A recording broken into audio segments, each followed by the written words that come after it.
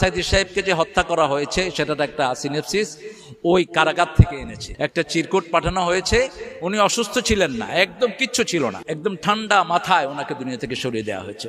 আমাদের কোরআনের পাখি যে শাহাদাত বরণ করেছেন তার একটা উজ্জ্বল দৃষ্টান্ত আমার কাছে আছে, একটা খবর আছে। সেটা হলো যে হুজুর যে জেলে ছিলেন ওই জেলের যিনি সুপার তিনি আমার দূর সম্পর্কের এক রিলেটিভ, আমার আত্মীয়। তার নিজের সাথে আমার কথা হয়েছে, তার মায়ের সাথে কথা হয়েছে। আমাকে তিনি নিজে বলেছেন যে হুজুরকে একটা কাগজ ধরায় দেওয়া হয়েছে, তাকে সই করে দেন, হুজুর অসুস্থ, হুজুরকে চিকিৎসার জন্য নিতে হবে। হুজুর তখন অসুস্থ ছিলেন না, চিকিৎসা করার মতো অবস্থা তার তখন ছিল না। তাকে এই কাগজ তৈরি করে ওখান থেকে বের করে নিয়ে এরপরে ওই সাথে সাথে তাকে যখন বের করে নেওয়া হয়েছে তার বিছানা পেটটা গুছানো হয়ে গেছে। এইটা গুছাইছে, গুছানোর পরে ওই ব্যক্তি তার মাকে বলেছে, তার মা আমাকে বলেছেন যে আমার ছেলে বালিশে মুখ গুজে টুকরে কেঁদেছেন বাইরে আসে, অর্থাৎ হুজুরকে বিদায় দেওয়া হয়েছে চিরজীবনের মতো ওই জেলখানা থেকে। তার মানে পরিকল্পিতভাবে হুজুরকে হত্যা করা হয়েছে, হুজুরকে হত্যা করেছে। আসলে আল্লামা সাইদি সাহেব না হলে আমার হয়তো এক্সিস্টেন্স হতো না। আমার জীবনের বহু স্মৃতি একদম 1976 থেকে আমি ওনার সাথে জড়িত। 1976-এ নারায়ণগঞ্জে যখন তিনি মাহফিল করেন, আমি তখন তার ক্লাস 3 ছাত্র। তিনার কোলে বসে আমি একটা নাত পড়েছিলাম। তিনি আমাকে 5 টাকা দিয়েছিলেন উপহার। তখন 5 টাকা অনেক দামি। আমি মাহফিলও গিয়েছি ওনার কোলে করে, এবং ওনার আব্বা দিয়েছিলেন 10 টাকা, ইউসুফ সাইদি। উনি থাকতেন এই শামীমের শ্বশুরবাড়ি। শামীমের শ্বশুরবাড়ি কিন্তু পেছনে পাবনা ভিলা। এখানে 2টা রুমে ওনারা বাপ্পুর 2 জন 2 পাশে থাকতেন। প্রথম ঢাকায় ওনাদের অবস্থান এখানে। হ্যাঁ, ওনারা 2 জন। আল্লামা সাইদি সাহেবের চেয়ে শুকনো ছিলেন ওনার আব্বা, সিপসিপা ছিলেন। তো আমি যেটা আমাকে আনসারি যেটা বলেছে এটা আমি চাক্ষুষ দেখেছি। আমি চাচার সাথে বহু রাত আমি যাপন করেছি। এরকম হয়েছে যে আমি মাসুদ, নাসিম আর শামীম কাড়াকাড়ি করতাম যে কে ওনার পাশে শুবে।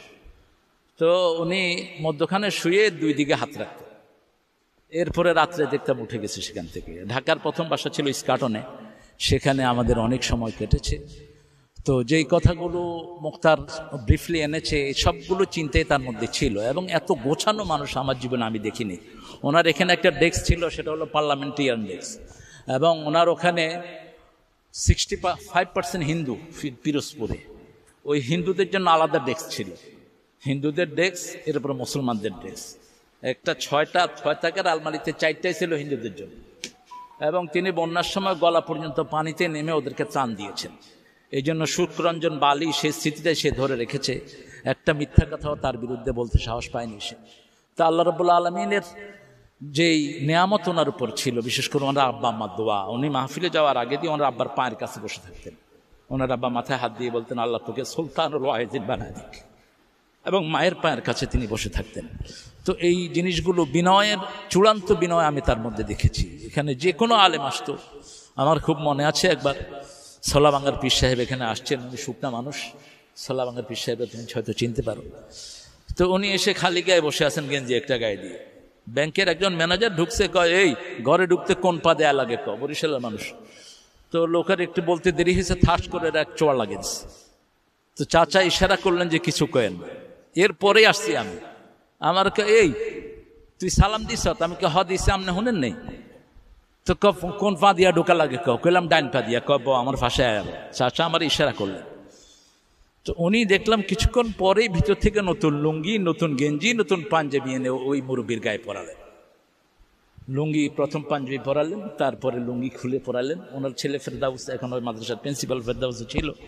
তো এইভাবে যে কোনো মেহমান আসলে আমি দেখতাম ওনাকে হাদিয়া দিতেন এই সাইদি রহমতুল্লাহ আলাইহি, এবং তিনি নিজেই মানুষকে আপ্যায়ন করাতেন। নিচ থেকে উঠায় আনতেন, আর লিফটও রাখেননি, নিচ থেকে উঠায় আনতেন, এনে বসায় নিজেই মিষ্টি দিয়ে খাওয়াতেন।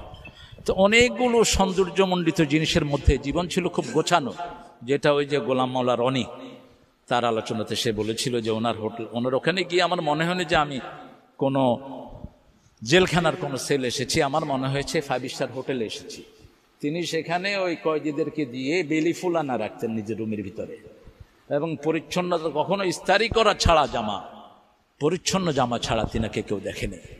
তো সব কিছু মিলিয়ে পড়াশোনার প্রতি অদম্য আগ্রহ ছিল, এবং লেখাপড়া ছাড়া তিনি কোনো কথা বলতেন না। এখানে বসে থাকতেন সবসময়, এখানে বসে থাকতেন, এবং রাতের বেলা ওই তাহাজ্জুদের যে অভ্যাস সেটা আমি দেখেছি খুব বেশি। তাহাজ্জুদ তিনি পড়তেনই, এবং রাতে আমরা যে মাহফিলে দেরি করি তিনি কখনো দেরি করতেন না। এশার পরেই তিনি উঠে যেতেন, মাগরিব থেকে এশা, এই এশার পরেই ম্যাক্সিমাম জায়গাতে উঠতেন। তো উঠে রাত 8টা, 8:30, 9টার মধ্যে মাহফিল শেষ, আর দিনে মাহফিল করতেন। তো আমরা জিনার স্মৃতি, আমরা এখানে বসে আছি, তার অজস্র স্মৃতি। এই রুমে অনেক অ্যাম্বাসেডর এসছে এই রুমে, এবং তিনি প্রতি রমজানের একটা মাহফিল করতেন। সেখানে তখন যুক্তিবাদী সাহেব ছিলেন খুব ফেমাস, তারপরে হাবিবুল্লাহ বেলালি, মানে যত ঘরানার যত আলেম ছিল সবাইকে হাজির করতেন। ফজল কামিনী সাহেবকে দাওয়াত দিয়েছেন। এরপরে বড় বড় মাদ্রাসার এই যে এই মসজিদে তিনি ফজরের নামাজ পড়তেন, এই মসজিদের যিনি ইমাম তিনি একটা দর্শনে জামি মাদ্রাসার হেড মুহাদ্দিস। তিনি খুব কেঁদেছেন এবং অনেক লম্বা স্মৃতিচারণ তিনি করেছেন। তো আমরা যেন আমাদের এই প্রিয় আল্লামার রেখে যাওয়া কাজগুলো আমরা করতে পারি, এবং তিনি যেই লাইনে অগ্রসর হয়েছেন, যেভাবে হৃদয়কে প্রশস্ত রেখে, এবং তিনারা আপনারা দেখছেন এই গত বোধহয় 1 সপ্তাহ ইউটিউব বিচার করলে তার চেয়ে বেশি আলোচনার কারণে, এবং তিনি যে কথাগুলো বলেছেন, আমরা 12 কোটি গাছের তলায় থাকবো আর তোমরা 4 কোটি আছো গাছের আগায়, একটা ঝাঁকি দিব মামু বাড়ি দিল্লি গিয়ে পড়বা। হাসিনা ঠিক দিল্লিতে গিয়ে পড়ছে, এবং এমন সময় আসবে ইন্দুরের গর্ত খুঁজে পাবা না। তাই হয়েছে। সালমান এফ রহমানের মতো লোক দাঁড়িয়েও সাইসা নৌকায় বসে আছে। যখন আনিসুল হককে ধরে নিয়ে আসছে, আনিসুল হককে নিয়ে আসার পর ও বলছে ওই যে বসে রয়েছে এটা দরবেশ। ও না বললো কিন্তু পুলিশ ধরতেও পারত না, চিনে দিয়েছে সে। তো আল আখিল্লাউ বা'দুহুম ইয়াওমাইদিন আদুউন লিবা'দ ইল্লাল মুত্তাকুন, শুধু মুত্তাকি ছাড়া বাকি সবগুলো দুশমন হয়, এটাই তার প্রমাণ। আমরা যেন প্রত্যেকেই মুত্তাকি হয়ে আমরা যেন আমাদের বন্ধুত্বটা আরো গাঢ় করতে পারি। আমাদের ওই ঐক্য যদি আমরা এখন ঐক্যবদ্ধ হতে না পারি, ছাত্ররা আমাদেরকে লেসন দিয়েছে, ছোট ছোট ছাত্ররা এখন লেসন দিচ্ছে আমাদেরকে। আয়নাঘর কিন্তু ওয়াসা ভবনেও পাওয়া গেছে একটা, এই তাসকিনকে দিয়ে হাজার হাজার কোটি টাকা সে ওয়াসা থেকে লুটপাট করেছে, এবং আজকে সেখানে পাওয়া গেছে আয়নাঘর। গতকালকে সাইদি সাহেবকে যে হত্যা করা হয়েছে সেটার একটা সিনেপসিস ওই কারাগার থেকে এনেছে, এবং কিভাবে তাকে নিয়ে আসা হয়েছে, ওনাকে নিয়ে আসা হয়েছে, একটা চিরকুট পাঠানো হয়েছে। উনি অসুস্থ ছিলেন না, একদম কিচ্ছু ছিল না, তখন ওই জেলার মুখ বুঝে কেঁদেছিল। ওই জেলার তার আত্মীয়কে বলছে, সে এখন ফেসবুকে এটা খুব ভাইরাল হচ্ছে আজকে 2 দিন। তো একদম ঠান্ডা মাথায় ওনাকে দুনিয়া থেকে সরিয়ে দেওয়া হয়েছে। অত্যন্ত চমৎকার কথা আপনার বলেছে। যারা এটার পেছনে লুকানো ছিল এদেরকে পেয়ে ছিঁড়ে ফেলা দরকার আমাদের, বিশেষ করে শামসুদ্দিন মানিক আর এরা যারা আছে, যেখানে যতগুলো জড়িত ছিল, ওই শয়তানটা কোথায় আছে, পিজির যেটা ইনজেকশন দিয়েছে তাকে ডিগ আউট করা দরকার। এবং আমরা যেন চুপচাপ বসে না থাকি, আমরা যেখানে যার যে শক্তিটা আছে, আলহামদুলিল্লাহ সেটার একটা প্রদর্শন আজকে হয়েছে, কারণ তারা হালকা একটু বাতাস দিয়েছিল এবং শাহবাগেও তারা দখল করে বসেছিল। তো আমরা যদি ইনশাআল্লাহ ময়দানে থাকি, ময়দান আমাদেরই হবে, কারণ টুপি দাঁড়িয়ে হলো ওদের দুশমন, কোরআন হাদিসই হলো ওদের দুশমন, এখন এটা প্রমাণিত হলো। এই জন্য আমরা যেন কেউ আমাদের এই হানাহানি ছোট ছোট মাসলা নিয়ে আমরা যেন দূরে না থাকি। আল্লাহ যেন আমাদের সবাইকে এক করে দেন, আমাদেরকে যেন আল্লাহ নেক করে দেন, আমাদেরকে যেন আল্লাহ কবুল করেন। আমরা সবার জন্য দোয়া করছি। আরও বড় বড়য়ে আমি বলবো যে একটা স্মরণ সভা করা দরকার, বিশেষ করে ছাদের ঐতিহ্যতার যেন বজায় থাকে। ছাদের সাইদি সাহেব রমজানে এই প্রোগ্রামটা করতেন, রমজানে করতেন, আমরা সেখানে ভলেন্টিয়ার থাকতাম। এটা শামীমকে দিয়ে অথবা 17 তারিখে আমরা যারা যারা পারবো সেটা উদ্বোধন হবে। আগাজ হয় ইন্তেহা নেই, সেটা উদ্বোধন হবে ইনশাআল্লাহ সাইদি সাহেবের মাঠে, যে মাঠে ওনার জানাজা হয়েছে, যেখানে তিনি শুয়ে আছেন। আমরা চেষ্টা করব সেখানে যাওয়ার জন্য। আল্লাহ আমাদের সবাইকে নেক মানুষদের সাথে থাকার তৌফিক দান করুন।